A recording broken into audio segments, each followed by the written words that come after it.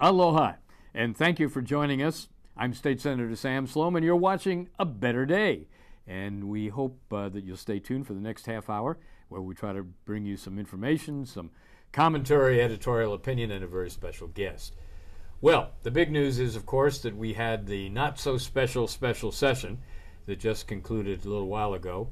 It was unlike any other event down here at the state capitol. It was all pre-scripted and it was arranged. Everything was supposed to go like Hoyle. But unfortunately, doggone it, the taxpayers, the voters, the electorate got involved. And so instead of a 5-day special session costing $26,000, we went on for nearly 3 weeks and it cost over $100,000. But the interesting thing about this session and what made it unique from anything else that's ever happened here, we had thousands upon thousands of people, maybe you, were down here at your state capitol, not once, not twice, but several times. You brought your family, you brought your friends. A lot of you were here for the first time. Many of you haven't even registered to vote, but you got involved in one side of the issue or another, and the issue being same-sex marriage, sexual orientation. Now, you know that I had been very critical months ago, saying that, first of all, we didn't need a special session, that in the past 12 years in Hawaii, other than special sessions called for the Senate to advise and consent to either judicial or cabinet nominees of the governor, the only 2 sessions that we had in a special session, one had to do with the super ferry and the other had to do with 9/11 and our hope for economic recovery and diversification. Now, those were legitimate subjects, in my humble opinion, because they affected all of the state and they affected everybody in everything that we did, economically particularly. This particular session on sexual orientation alone did not rise to either urgency or to the need for the state to deal with this issue. From my opinion, as I've explained before, I think it was entirely political. The idea was that the governor called this special session, not the legislature. The legislators didn't even want it. They didn't want any controversy, particularly at this time. But the governor called it because the governor's been slipping in the political polls, and he has a competitor for next year's primary, may have another one or two. And it was a question of playing to special interest groups. You may recall that in 1998, the people of Hawaii were asked to vote on a constitutional question. And the question basically was how you define traditional marriage in the state of Hawaii for the Constitution. And the definition was very clear. Traditional marriage, or marriage in the state law, was between one man and one woman. The kicker was how the amendment was actually worded. And what it said was, in effect, that the legislature could have the final say in the determination of any definition. Well, that constitutional amendment passed by an overwhelming majority, 70%. And if you asked the people then, and certainly even if you asked the people this year what they voted for, they said they voted for opposite-sex marriage, for traditional marriage. But we have an entirely different legislature this year. 80% of the people that make up the House and the Senate were not around, were not here in 1998. And so the question became, can the legislature take it upon itself to make differences? Well, it did, and there was a court challenge which at least initially has not been upheld, although there'll be more about that and we'll talk with our guest about that. But the point is, as I've said several times, we spent all this time, effort, energy, and yes, taxpayer money to have something where it was all predetermined what was going to happen. The governor would never have called this session had not he had the votes in advance. He needed 26 votes in the House because he had more than enough in the Senate. And it was a question of behind closed doors meetings, and it was a question of a lot of influence by special interest groups, by the media, who instead of reporting the news, many of them, particularly the so-called mainstream media, were actually cheerleading for this particular event. Well, no crying over spilled milk or going backwards. We now became the 15th state to authorize same-sex marriage. Illinois followed right after, becoming the 16th state. But that still leaves 34 states that don't have the same kind of provisions. And so when people talk about the economic benefits and they talk about everything else, I talk about the unintended consequences.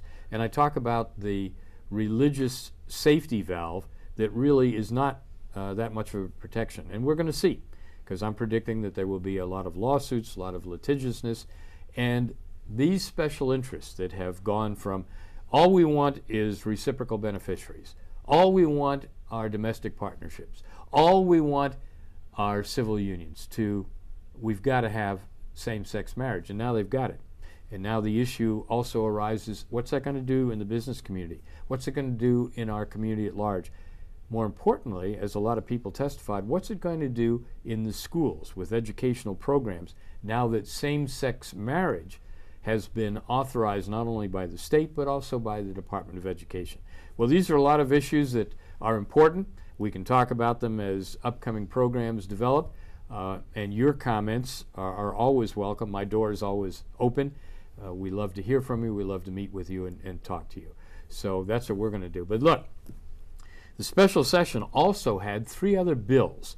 They didn't get very much attention, but they were important because 2 of them gave more of your money to special interest public unions. And it rushed the process so that they would get that now before next year, before a regular session, before an election year. And they did. And I guess I have to tell you, I'm the only one that voted against those bills. I don't think that the increases in salary, compensation, or benefits for public employee unions were justified. Now, don't get me wrong, we have a lot of very good, valuable public employees. But it's the unions that are calling the shots. And because they're so involved politically in this state, we're second only to New York in the importance of public service unions. I feel that so often, too often, we meet at the legislature and it's basically just to give more of a payback, more of a quid pro quo to the unions that keep re-electing the large majority that we have in both the House and the Senate. Well, we can debate that back and forth. My point is, we didn't have the money for that. We shouldn't have done it in special session, and so I voted against it. The third bill was interesting because it was from the State Hawaii Hospital Association. And you may recall that years ago, government hospitals were run by the counties, and then the counties transferred this responsibility to the state. And since that time, this organization has been in a deficit position every year, and every year comes before the legislature and asks for emergency appropriations. This year was no different during the regular 2013 session. And in fact, the legislature appropriated emergency funds. But then the HHSC came back again and said they need even more money, particularly in this case for the Kauai hospitals.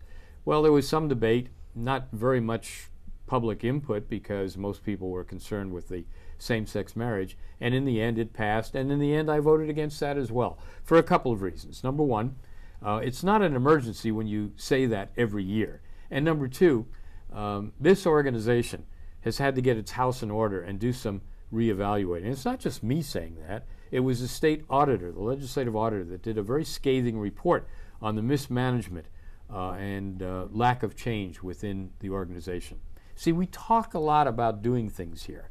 And we have a guy that is in the White House right now who promised us hope and change, and yet we don't get any change. So that's what we're stuck with. So those 3 bills were there. There's a possibility the Senate may even come back in a special session before year end for an interim appointment to the UH Board of Regents. It could happen special session now, or it could wait until January 15th when our 2014 session starts. So, as I said, your input, always valuable, always welcome.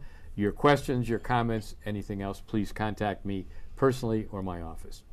Well, I'm very happy today to have as a special guest somebody that is part of our Senate minority team, somebody that I feel very lucky to have on board because she is now our senior minority attorney and also our director of economic and fiscal research for the Senate, and her name is Tisha Panter. Good morning, Senator. And how are you, Tisha? Very well. Well, first of all, let's share with our viewers a little bit about your background, and then I'll tell them why I particularly hired you. But go ahead. Tell us a little bit about Tisha Panter 101.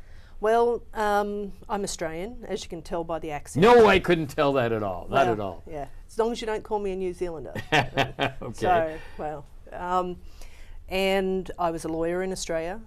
In fact, I was a barrister in Australia. So I used to wear the horsehair wig and the big black gown. And tell us the difference. What's the difference between barrister and solicitor? Well, a barrister contracts with a solicitor. A solicitor contracts with the client. So they have their agreement with the client, a financial agreement. Then what they do is they go and hire, if it's going to go to litigation or they have an important question that they need answering, they go and hire a barrister. So a barrister is basically a litigator. That's their primary role. But on top of that, they might give expert opinions on evidence, liability, quantum, things like that.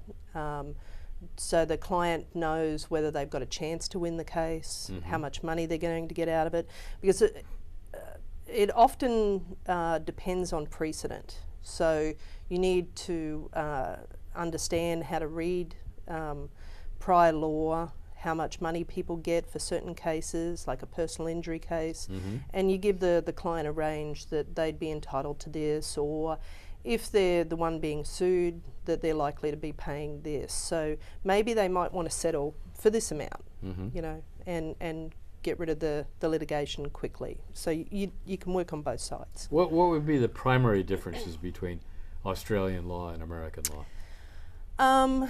Well, the difference for me is that right from the start of a court case in the past, and of course I'm not doing any court, representing you in court for any reason in this position, but my whole experience has been primarily as a litigator. And you would contract directly with the client and you would start the case, you would put all your work together yourself, and you would end up in court. So the onus is completely on you. Whereas when I was in Australia, the solicitor would be doing all the paperwork and gathering all the evidence. But you get to wear the wig. I get to wear the wig. That's the important thing. Yeah. So so it's interesting, and luckily I've had the experience of doing law studies twice. So because in America you cannot be a lawyer unless you've got an American degree. So I had to go back and get a JD. So tell us how you got to America and where did you go for your law degree? Well, I met an American man and I married the American man. I tried to avoid that because my life in Australia was quite comfortable and happy, and those American men will do that all the time, right? He kept coming over and bothering me, and finally I relented. So I originally, we stayed apart for a number of years. I still stayed in Australia, and he was in Japan, and then he was in Australia, in the US. And then we'd travel to see each other. In fact, one of our spots that we used to travel to meet up halfway was actually here in Hawaii. So I'd been here before. So then I moved to the mainland to be with him after a number of years because we decided it was easier for me to restart my career. And then after a number of years on the mainland, he had his opportunity to pick a number of spots to work, and we chose Hawaii primarily because of me. It reminded me of home. You got your vote in at that time. But where did you go to law school in America? I went to KU in Lawrence, Kansas. Traveled. Did you see Dorothy? Did you see any of the little people? But yes, the Oompa Loompas. The Oompa Loompas, yeah. They, in fact, unfortunately when I was there, the last Oompa Loompa died. But they used to have this festival at Wamego, Kansas, every year. And the Oompa Loompas who were in the movie used to come there. And then one by one, of course, they passed away. Yeah. So.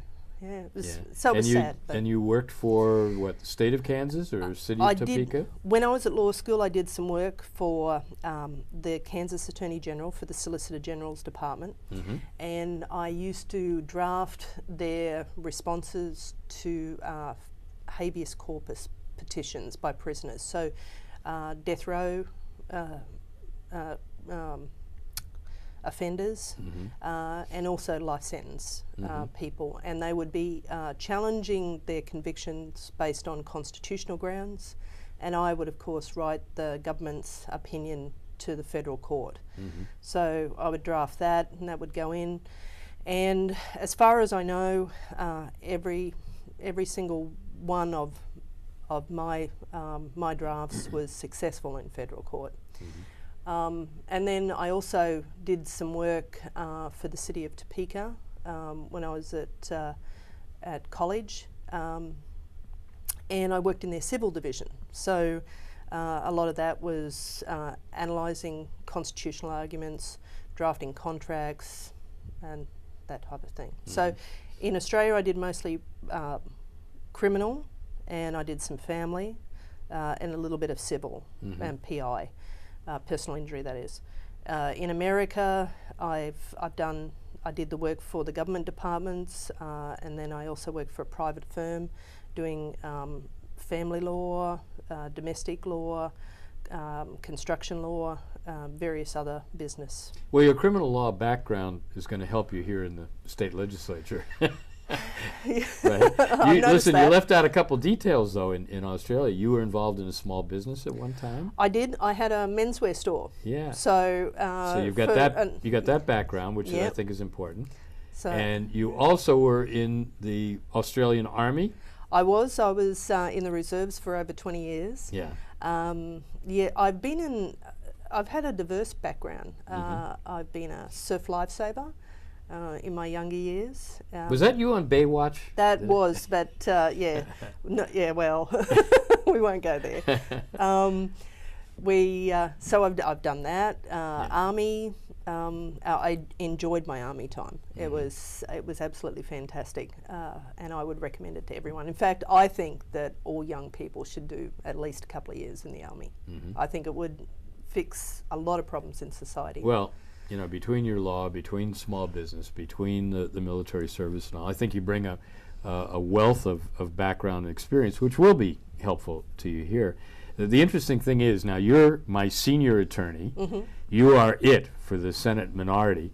Just about. Yeah. When we look across the aisle, the majority attorney's office, they've got 9 or 10 attorneys right there. A number of the other senators have their own attorneys and all that. So we're really looking at almost 24 attorneys on the other side of issues, plus you. And I'm very confident in terms of doing the research and doing the background that you are able to come up with things as we've always tried to do in the past, that even if it's legislation we don't support, things that the majority should know, because look, we should be passing good legislation, whatever it is. I mean, the fact that I'm opposed to it or I vote against it, that's one thing. But we've never tried to play gotcha. We've always tried to point out things, and I know you're fastidious at doing research and doing the details on things. What have been your experiences so far? Well, I've got to draft a number of proposed pieces of legislation under your guidance, of course. And so, you know, some people in the general public sometimes come up with some fairly good suggestions. Sometimes not, and sometimes you know, there's a good basis for an idea, and then it just needs to be fanned out and or, you know, constructed well. So I've done a lot of looking at what people have proposed to your office. I've researched some areas. I don't know how much depth you want me to go in the sense of what actually we will be proposing next year. But I know one important thing would be your referendum recall and initiative. Yes. I think that's very important for Hawaii. At the moment, the people have very limited avenues for their voice. It is important. You know, I've been introducing those pieces of legislation for many years. The interesting thing is, it used to be a Democrat thing, IR&R, Initiative, Referendum, and Recall, and then as people get into office, it's really interesting how the things that they fought against before, now they embrace. And so it's been really difficult even to get hearings on some of these things. And Hawaii remains the only state in the union that has neither statewide initiative, referendum, recall, or term limits, all the things that really empower people. And, you know, I was so impressed, as were many people, about the thousands that came down here during the special session, the same-sex marriage debate, and the fact that they stayed. We've had a lot of rallies before, and we've had people that have been interested, but they stayed. And in the end, a lot of them got frustrated because their vote, they didn't feel was, their voice and their vote wasn't listened to. Mm-hmm. And I know a number of them called our office and said, what do we have to do to recall a certain person? I said, well, you're out of luck because we don't have it. And then many of them, of course, one of the rallying cries during the session was, let the people vote. Mm-hmm. You know, if you think that so many people have changed since 1998 on that constitutional amendment, prove it. Let them vote. And then they found out, no, they're not going to vote because the powers that be don't want them to vote. So that's referendum. And then initiative, a lot of people don't like initiative because they point to California and they say, look how chaotic. You know, you got 50, 100 different items on the ballot that the people have initiated. Well, in point of fact, in the state of Hawaii, we stopped having constitutional conventions in 1978. We were the only state that had it in our Constitution that you have to ask the question every 10 years. But the very people that wanted con-cons in the past are now the people that fight against it. And interestingly enough, you get an alliance between chambers of commerce representing big business and labor unions, and they don't want it because they don't want any changes. They don't want the people to have this option. So you're right. We are going to be actively involved in initiative, referendum, recall, and term limits. But it can only work if the people get behind this. If those people that were so involved, you know, for a 2.5-week period, don't give up, don't get frustrated, and find out there is a way we can do this, there is a way to change. So your office will help them, I will help them, right? We will. And you also, as Director of Research, last year we made a big splash with a major alternative to the state's operating budget. We had done that before, but we have a young man who is our budget director, and he did an outstanding job. We put it up online, we discussed it openly. Of course, it didn't get the kind of open thoughtfulness that it deserved, because there is another way of developing our budget and spending the money and getting results, holding people accountable. So we'll be doing that again, looking, even though it's a supplemental budget, not the 2-year operating budget, we'll still be involved in that. And as we always learn every year, you can think that you're going to be doing these different issues and somebody comes forward with something else.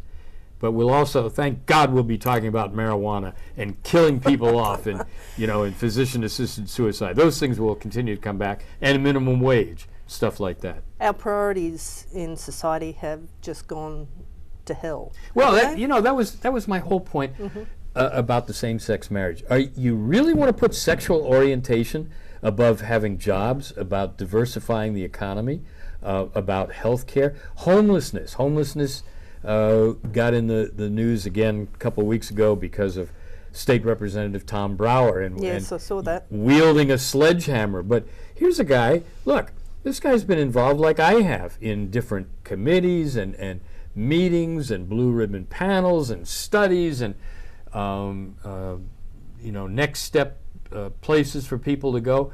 And it's a multifaceted problem, but we're not solving it because government, it appears government has one solution to everything. Give us more money. Give us more money. Hire more people.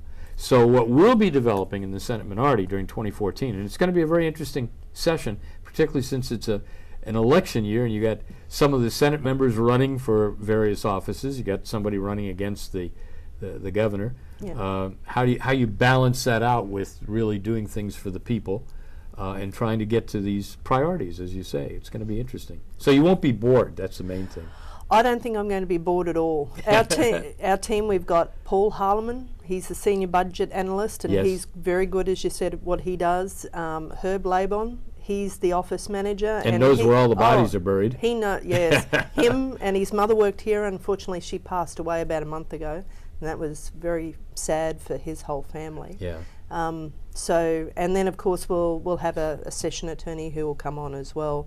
So yes, we will be chasing our tail, I think, during the session. One of the things I tried to point out during the special session, a lot of people don't understand, the Attorney General of the state of Hawaii does not represent the people of Hawaii. The Attorney General, first of all, is appointed by the governor, not elected as they do in many states. And we've gone through this debate over the years, elected judges, elected Attorney General, and most of the Attorney Generals and judges don't want that. They don't want the election. And there's pros and cons, of course.